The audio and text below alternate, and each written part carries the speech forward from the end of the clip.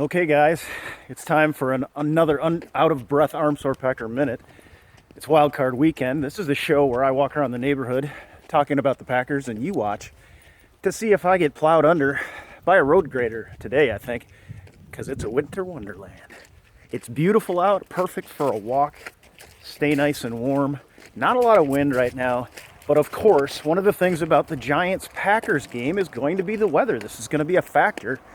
Packers looking to capitalize on the cold weather, and guys like Odell Beckham Jr.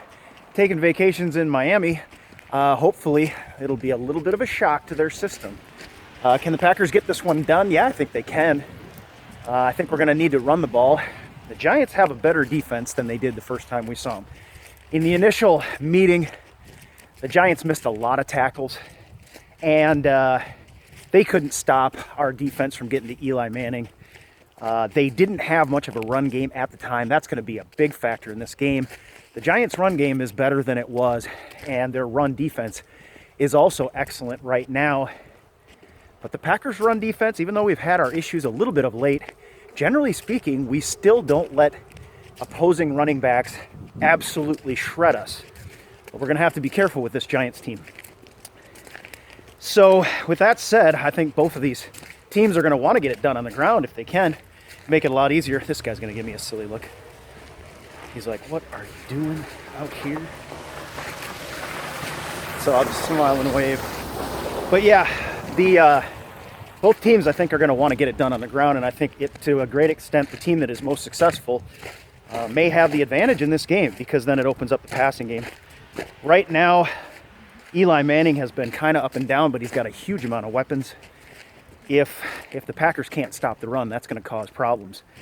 But if Eli Manning is forced to be one-dimensional, the Giants' offense forced to be one-dimensional, I think the Packers' defensive backfield can do enough. Obviously, that's a big concern for Packer fans right now.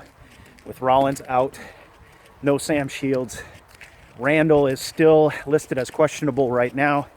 I expect that he'll play.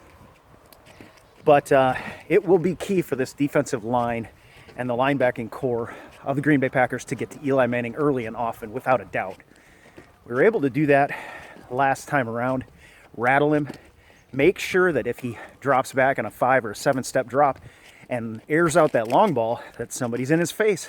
If somebody's in his face, he has struggled to hit the vertical routes, and if we can keep him from hitting the vertical routes, we got a good chance to win this game.